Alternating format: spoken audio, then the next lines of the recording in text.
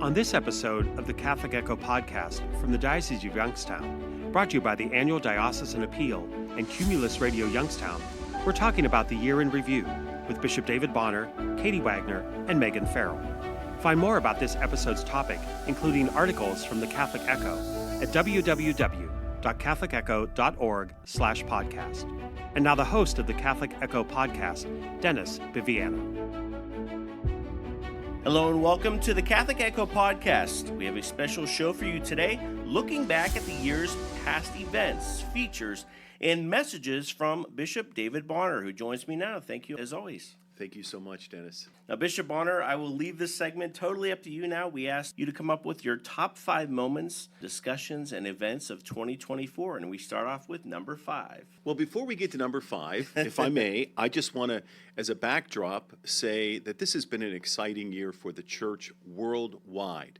It began with the conclusion of the Synod on synodality in Rome, and we are now looking ahead to the Jubilee year, Pilgrims of Hope, and nestled in the middle of all of that was our intentional effort as a church in the United States to focus on the Holy Eucharist with the Eucharistic revival and the culmination of that with the Eucharistic Congress. So there's been a lot going on, and I would be derelict in my duty if I did not acknowledge those realities, because the church is bigger than just the Diocese of Youngstown. But number 5, I would say our annual Diocesan Appeal, one in hope, one in mission. At the time of this taping, we are just a few $1,000s short from reaching our $4 million goal.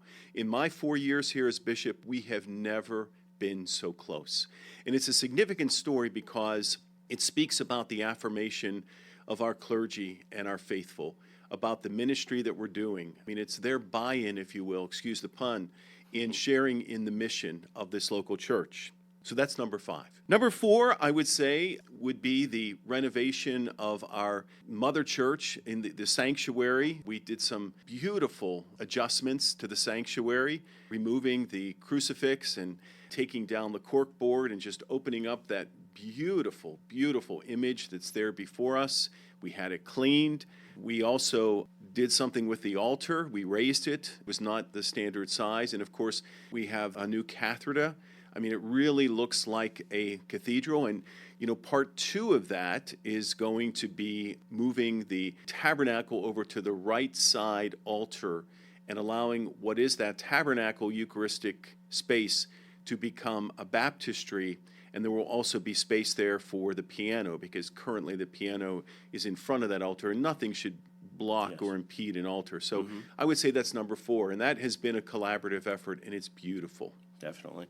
Number 3? Number 3 would be our collaboration with the Catholic Leadership Institute in Philadelphia. Thanks be to God, through the Lilly Endowment, we received a grant, or they received a grant that enables them to help us grow as a church and to become more intentional in our evangelization efforts, but also more mindful of our need for personal growth. So what this has entailed is we had the Disciple Maker Index survey that was sent to all parishes, all parishioners, and every parish got back the results. And we had great participation among our faithful.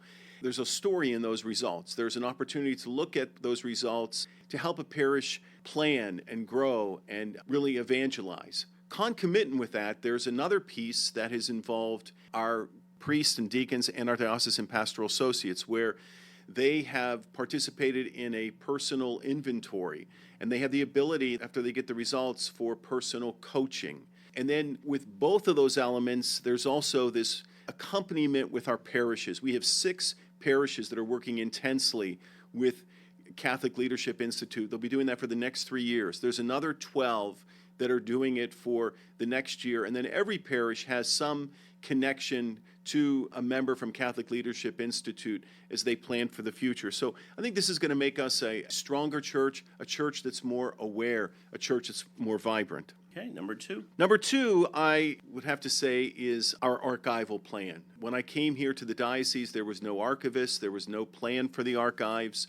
And it's really incumbent upon a bishop to ensure the patrimony of the church, because if we stop telling our story, we face the risk of becoming irrelevant. So We are on the cusp of breaking ground for a 2-story facility that would house a temperature-controlled vault along with offices on the campus of St. Cyril Methodius Church in Youngstown. We'll be using the church as well. We also have an archivist, full-time archivist. We have a full-time assistant archivist. Over the last few summers, some of our seminarians have worked in the archives office. There's a real intentionality to this effort. I'm really, really excited. We also have a warehouse. One of our closed churches is a warehouse for certain goods. Okay, and your number one story of 2024? I think the number one story of 2024 is the harvest of our communication efforts. When I came here on the day of my announcement as bishop, I asked Monsignor Sifrin, do we have a communications director? And he said no, but it was Bishop Murray's plan to have one, but of course Bishop Murray got sick. Well, we have a full communications operation. We're grateful for the foundation that was put in place through CTNY, but what made us look at adjusting that was the fact that the programming was not available in every county. So we worked with Boston Catholic TV, and we kind of passed on to them our connections, if you will, and now I'm happy to say that programming is available in all 6 counties, thanks to Boston Catholic TV. We also have this beautiful state-of-the-art social media studio. We transitioned a year ago or so from the newspaper to the magazine, which with every issue is just becoming a real tool for us to evangelize and to tell our story. We also are blessed to have you, Dennis, as our Director of Media Relations, and we have Meagen, who oversees our internal communications, because we can never communicate enough. And of course, Michael Hoy oversees our social media presence. So between all of you and Katie Wagner, who is our editor, under the direction of Father John Michael Lavelle, it's very, very exciting to see that the seeds that were sown are now sprouting. Well, thank you, Bishop Bonnar. It's been my pleasure. We have such a great team here at the diocese. And thanks so much for your time. A very Merry Christmas to you and Catholics from across the 6 counties in the Diocese of Youngstown. Coming up next, I'll have a look at some of the features we put together during 2024. You won't want to miss that. Keep it here. The Catholic Echo podcast is just getting started. Wondering what happened to timely Catholic news in the Diocese of Youngstown? It's at catholicecho.org. Sign up for the email newsletter while you're there to have Catholic news delivered to your inbox. Welcome back to the Catholic Echo podcast. In 2024, I had the chance to highlight many talented and faithful servants in the Diocese of Youngstown. Here's a look back at the top 10 most viewed feature stories of 2024 on social media. Number 10, the Rhoda Wise Museum and Grotto. This was Grandma's bedroom, and this is where our Lord appeared to her and St. Therese. Darlene Zastani says her grandmother, Rhoda Wise, has always provided the inspiration needed to live a life closer to God. She grew up in this 25th Street Northeast home with her mom, Anna May, and a short time with Rhoda. Her grandfather built this altar, and the room has been preserved since her grandmother's passing in 1948. Zastani says she can still remember busloads of Catholics coming to visit her grandmother's home at the age of 8. Those visits continue to this day. To know that all these people have something to truly believe in their hearts, Jesus was here. That is something I will never forget. Number 9, Catholic Charities Voice of Hope recipients, Sister Mildred Ely and William Barber. Sister Mildred, or Millie, Ely is a fixture in the Ohio Catholic hospital system. A native of Conneaut, Sister Millie entered the congregation of the Sisters of the Humility of Mary right out of high school, more than 6 decades ago. Bill Barber worked as a professional geologist. The husband and father has always kept his faith close, serving as a minister to the homebound in his home parish of Immaculate Conception. Barber served as coordinator for prison and jail ministry for the Diocese of Youngstown from 2019 through 2022. Number 8, the Ursuline Sisters of Youngstown celebrate 150 years. In the 1950s and until the middle of the 1960s, literally convents and seminaries were just bursting at the seams. And that was true all over North America, that There was just a great zeal after World War II to serve the church, to be of service. Over the decades, their mission expanded to not only beacons of Christian values, but caring for the poor and fighting for social justice. We were a group of about 17 who joined in '64. Sister Norma Roppel is part of the leadership team of the Ursuline Sisters in the Diocese of Youngstown and is the Director of English as a Second Language program and outreach to the Hispanic community.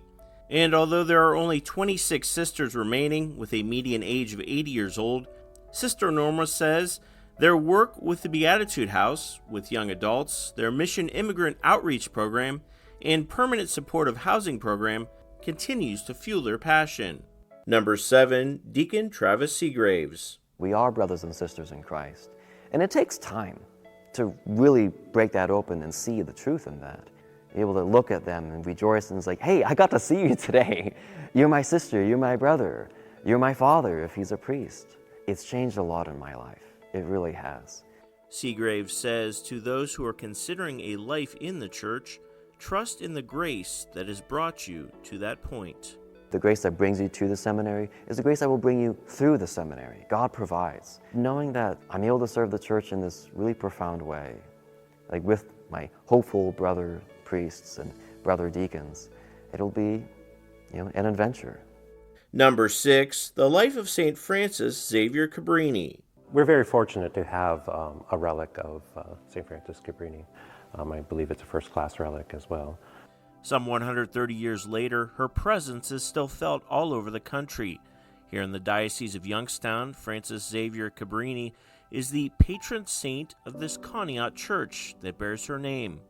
Lifelong friends, permanent deacon Nicholas Irochi and diocesan pastoral associate Nicholas Perkowski both grew up and continue to serve at Corpus Christi Parish.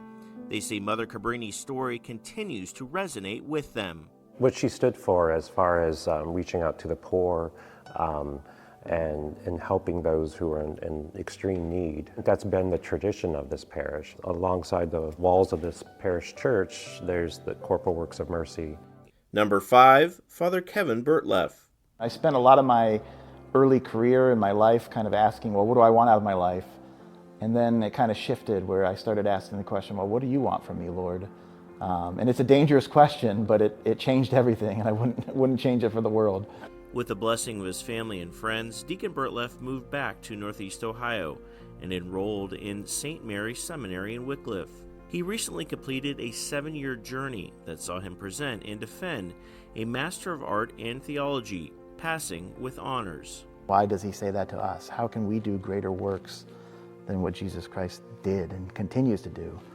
Number 4, the late Father Stephen Popovich. Youngstown native Margie Cretella began compiling memories and short stories about her brother, longtime Valley pastor Father Stephen Popovich, about a year before his passing in January.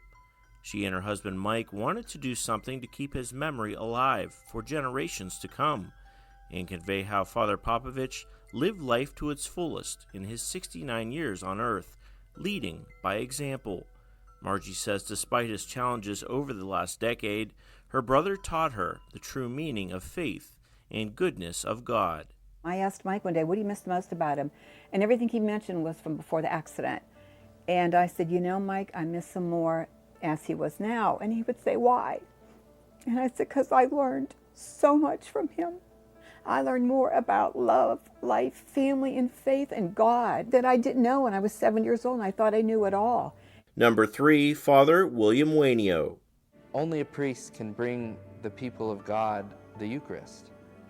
That's how I want to help people, by bringing the sacraments of the church to them. Deacon Wainio contributes to Vocations for the Youngstown Diocese Facebook page, and he sees the value in using the platform as a tool for community outreach and inspiration. Maybe we're not the main inspiration to why somebody thinks, maybe I want to be a priest, or maybe I want to be a religious sister. But even our story, or our video, or our podcast, or our post, whatever it may be, it gets them thinking, maybe I should go back to church. Maybe I should take a little more time in prayer. Number 2, Mother Cassini and Jack Seabest. Seabest says to this day he enjoys reading about the lives of the saints. He believes his generation longs for a modern story like Mother Cassini. There's a lot of people my age, my peers included, that leave the church. Or they're simply not introduced, they're not catechized from a young age. And you could put that on their parents or you can put it on their grandparents, however it translates down. But hearing modern stories that there are people holy enough in their teenage years to live out and start lives such as Blessed Mother Teresa Cassini is outstanding. And although he does admit to feeling sometimes like a pawn in the great chess game of life, Seabest says he's eternally grateful for all the support he continues to get from the community, even decades after his accident. They say, like, I've heard your name, I prayed for you when you were 5. And that's amazing. They didn't know me. And so that's why now, if I hear an ambulance sirens, I'll say an angel guardian. You never know who's praying for you in the time that you need it the most. And the #1 most viewed social media feature of the year, Sister Joyce Candidi, her mission in Rome, and her lifelong friendship with mentor, Sister Teresina Rosa. Each time I came here, I was just more and more convinced that this is where I belong, this is where God was calling me.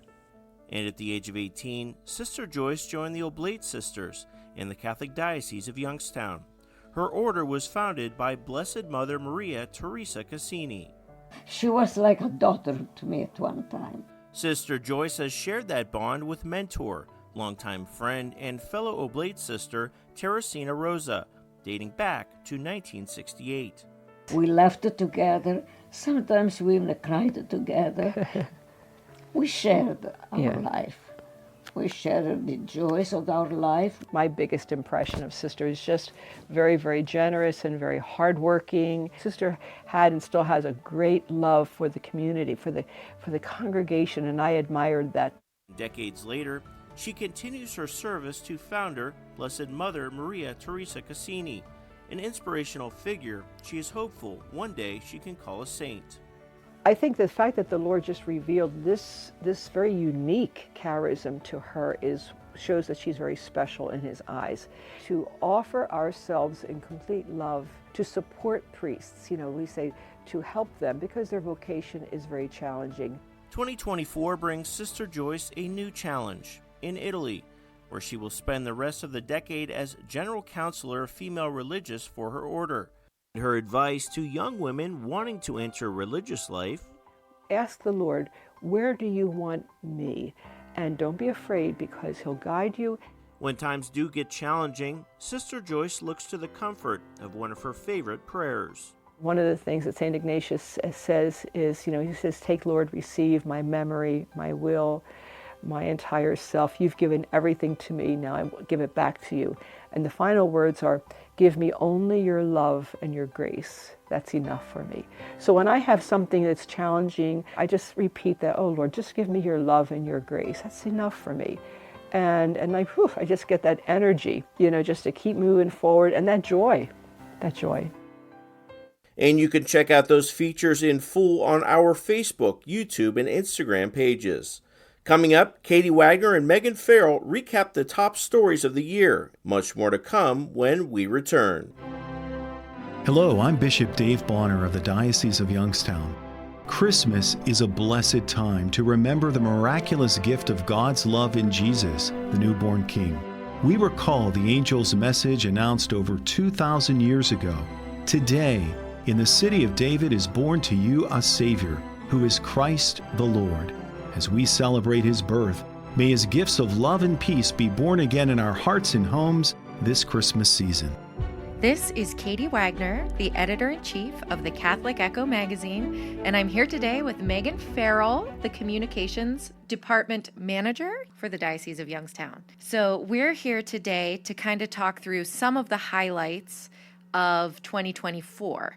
So specifically, what were the things that were popular in the Catholic Echo magazine, both in print and online? What is new on DOY, which, Meagen, that is your wheelhouse. Website lady right here.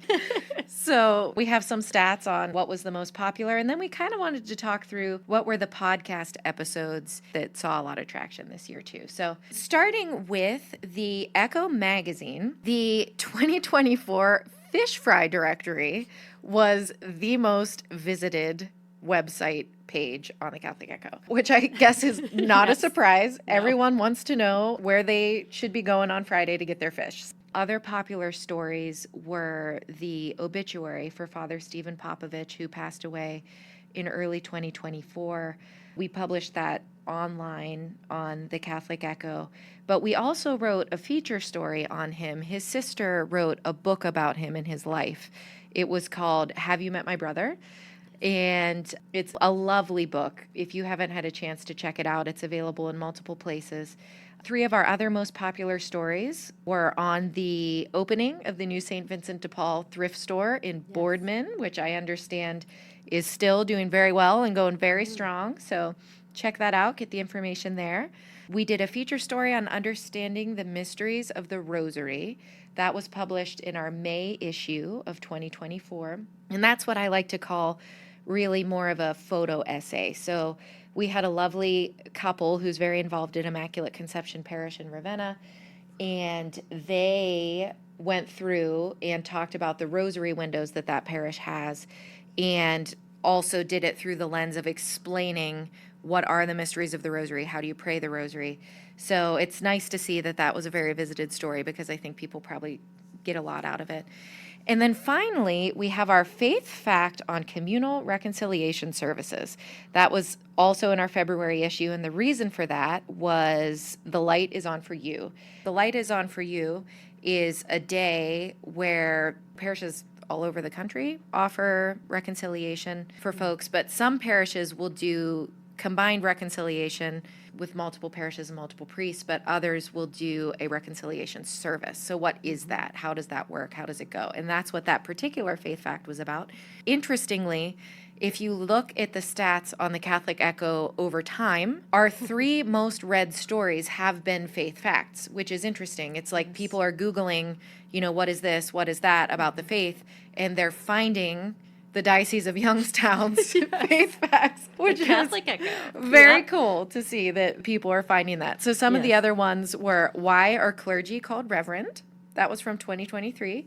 Why do we celebrate Christmas on December 25th? And then who administers the sacrament of matrimony, which that is an interesting one. So if you haven't read those. What is the answer to that, Katie? It is the couple themselves who administer the sacrament. As you will. As I will know in May. Yay. And for that reason, my fiance is actually thinking about having us process in together, since we are the administrators of the sacrament, we would be in the back of it. So we'll see. I don't know. I'm letting him decide. Yes. So those were some of the most read stories on the Catholic Echo, but we've also had a lot of changes on DOY this year, which is the Diocesan website. Correct. Meagen, do you want to tell us a little bit about what people were interested in there? Absolutely. DOI.org has all of our official content coming out of the diocese. And of course, our most visited is always the homepage. People just put in doi.org and land there and then find what they need, which is great. People who get to our homepage, and same with catholicecho.org, tend to stay there and click through and look at multiple things. So that's very exciting. This year we launched a Mass Finder. So every single location in the diocese has a landing page. You can find it right from the top of any page on the website. Go to the Mass Finder, and so folks can find out the weekend Mass times and also the daily Masses. We've been trying to keep that updated as parishes get us information, which is a big difference from when we had once a year the print calendar, because then a lot of folks have seasonal changes. So a lot of appreciation from people there finding the directory. A lot of folks visiting our directory pages in general. So this year we've been really transforming our directory from print only to also having the online searchable directory where people can see all the priests, see all the parishes, see all the diocesan staff that just got launched. All of our deacons are now on the website. So those are definitely our top visited pages, but also, interestingly, careers and the Ed Choice campaign. So a lot of families coming to find out how to take advantage of ways that they can afford Catholic school for their kids. Some other stories, though, in addition to all of the, factual information, people go there for, what are the clergy assignments, those sort of things. The other kind of stories or press release kind of things, the most popular ones this year were definitely about the parish collaborations, the mergers, the new names, the new assignments related to those. That was very popular. And that's important, though, because, we used to be able, when we had the Catholic Exponent, to publish those because it was a bi-weekly newspaper. Right. And, they were fairly timely. But with the way the publishing schedule works for the Catholic Echo magazine, we're often sending an issue to print like a month before it even hits your home, which means we were working on it 2 months before it hits your home. Right. So it's just like not even possible sometimes to have that sort of timely information in the magazine. And we do get calls and comments, we wish this was in print. Trust me, we do too. But the information is available on DOY at any given time. You can find it at doy.org. Yes. And if it is something that is, for example, an official decree from the bishop or something like that, we do put it in the online format. But if there's a PDF associated with that or an image that somebody can print out, we also make those available because we do know there are a lot of folks who are still dependent on print, and we want to make as much of that information printable as possible for folks. So some other exciting things we were going to talk about were last year's podcast episodes. What were some of those top ones, Katie? Yeah, so we launched the Catholic Echo podcast, I believe it was in 2023. Yeah, October 2023. So we've happy birthday. Yeah, happy birthday podcast. Yeah. We have about a year under our belt, and the top 5 episodes were first airing on March 4th. Was an episode featuring Walsh University. Second, airing on July 3rd, was an episode on Rhoda Wise. Third, airing on June 26th, was an episode on reconfiguration throughout the diocese. The parishes. Parish mergers. Fourth, airing on February 26th, was an episode on cathedral renovations, which that was a really big thing that happened here at St. Columba Cathedral this year. And the 5th most popular was one on the Easter season, and that aired on March 27th. And Meagen, do you want to talk a little bit about the YouTube videos that were popular? Our top 5 were our ordination to the priesthood, the Diocese of Youngstown archive facility at St. Cyril and Methodius Church. That just aired a couple weeks ago and is already our second most popular video behind the ordination. So people are very excited about that project. We also had a great video about students at St. John's School raising rainbow trout and learning about sustainability. That also got featured on Catholic TV. And the 4th one was the story you already talked about. It was also popular on CatholicEcho.com, but also we had a video feature on the book about Father Stephen Popovich, Have You Seen My Brother? The 5th one was the Chrism Mass, which was in March. That's always the Tuesday of Holy Week. Thank you so much for joining me today, Meagen. So if you want to find any of what we talked about today, just visit CatholicEcho.org. The Catholic Echo podcast is a production of the Roman Catholic Diocese of Youngstown. Your host has been Dennis Biviano. Have a blessed day, and may God be with you.